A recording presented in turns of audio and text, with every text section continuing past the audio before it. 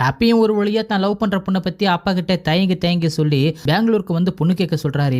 அப்பதான் இந்த பக்கம் ராஜீவ் ரீனா அவங்களோட ஆனிவர்சரியை பெருசா கொண்டலாம் அப்படின்னு சொல்லிட்டு பிளான் பண்ணி அதுக்காக ஹில்டன் ஹோட்டல்ல புக் பண்ணி அதுல ஒரு பார்ட்டியே அரேஞ்ச் பண்றாரு ராஜீவ். அந்த பார்ட்டிக்கு ராஜீவோட கார்பரேட் ஃப்ரெண்ட்ஸ் எல்லாருமே வராங்க.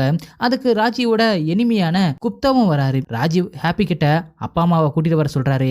அந்த பார்ட்டியில தான் தான் பொண்ணை பத்தியும் ஹாப்பியை பத்தியும் சொல்லலாம் அப்படின்னு சொல்லிட்டு ராஜீவ் முடிவு பண்ணி வச்சிருக்காரு. ராஜீவும் மேடை ஏறி மைக்க பிடிச்சி பேச ஆரம்பிக்க அந்த நேரம் பார்த்து ஹாப்பியோட அப்பா காத்தமுத்துவும் ஊர்ல இருக்கிற எல்லா மீசக்காரங்களையும் கூட்டிக்கிட்டு பொண்ணு கேட்க தட்டோட இங்க ஹோட்டலுக்கு வராரு. இதை பார்த்த ராஜீவோட ஃப்ரெண்ட்ஸ் எல்லாருமே சிரிக்க ஆரம்பிக்கிறாங்க.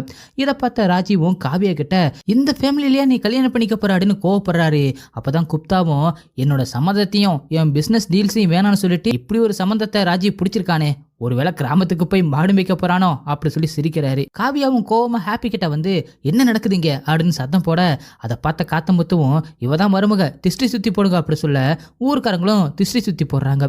இதை பார்த்த ஹாப்பியும் காத்தமுத்து கிட்ட வந்து அப்பா வாப்பா வெளியில போய் பேசிக்கலாம் அப்படி சொல்ல அவர் கேட்காம வா சம்மந்த பேசி முடிக்கலாம் அப்படி சொல்றாரு. அப்பதான் குப்தாவும் இன்னைக்கு ராஜீவை எப்படி அசிங்கப்படுத்துறேன் பாரு அப்படி சொல்லிட்டு காத்தமுத்துவை மேடையில ஏத்தி ராஜீவ் பக்கத்துல நிக்க வச்சு பார்க்க பௌர்ணமி அமாவாசை மாதிரி இருக்கீங்க அப்படின்னு கிண்டல் பண்ணிட்டு காத்தமுத்துக்கு புரியாதபடி இங்கிலீஷ்ல பேச அவரும் உண்மை தெரியாம சிரிச்சுக்கிட்டே நிக்கிறாரு. குப்தாவும் மைக்க கொடுத்து காத்தமுத்துவ பேச சொல்ல மைக்க வாங்கின அவரும் இந்த மாதிரி ஃபங்க்ஷன்ல எனக்கு பேசி பழக்கம் இல்ல, என் பையனும் உங்களை மாதிரி கோட் சூட் போட்டிருக்கான் அப்படின்னு எனக்கு ரொம்பவே பெருமையா இருக்கு, என் பையன் பெங்களூர்ல பெரிய ஆளா இருக்கான் அப்படின்னு என் பொண்டாட்டி சொல்லுவா, அதை நான் மட்டும் பார்த்தா போதுமா, அதான் என் ஊர்க்காரங்க எல்லாருமே கூட்டிட்டு வந்தேன் அப்படி சொல்ல குப்தாவும் அவங்கள வாழ்த்தி ஒரு பாட்டு பாடுங்க அப்படி சொல்ல அவரும் இறைவன் கொடுத்தான் அப்படின்னு ஒரு பாட்டை பாட அதை கேட்ட அங்கிருந்து எல்லாருமே சிரிக்க ஆரம்பிக்கிறாங்க.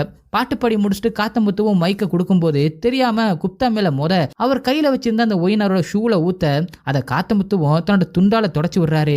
இதை பார்த்து பயங்கர கடுப்புல ஹாப்பியும் ராஜீவும் அங்கிருந்து வெளியில வராங்க.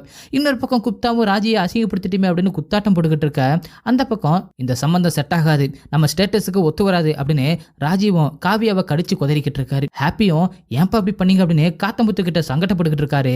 அந்த நேரத்துல காவியாவும் ஹாப்பியை கூப்பிட்டு எங்க அப்பாவை ரொம்பவே அசிங்கப்படுத்திட்டீங்க, இனிமே உனக்கு எனக்கு செட் ஆகுது அப்படி சொல்லிக்கிட்டு இருக்காங்க. அப்பதான் ராஜீவும் அவரோட பார்ட்னர்ஸ் கிட்ட சரியான பிச்சைக்கார பசங்க, நான் 2 பேரை தான் இன்வைட் பண்ணேன், ஒரு கூட்டமே வந்திருக்கு, வெக்கமும் மானமும் இல்லாத ஒரு பரதேசி பசங்க அப்படி சொல்ல இது காத்தமுத்துவோட காதல விழுந்துடுது. அதனால கோவமா அவரோட ஒய்ஃப் கோமதிக்கு கால் பண்ணி பெங்களூருக்கு வர சொல்றாரு.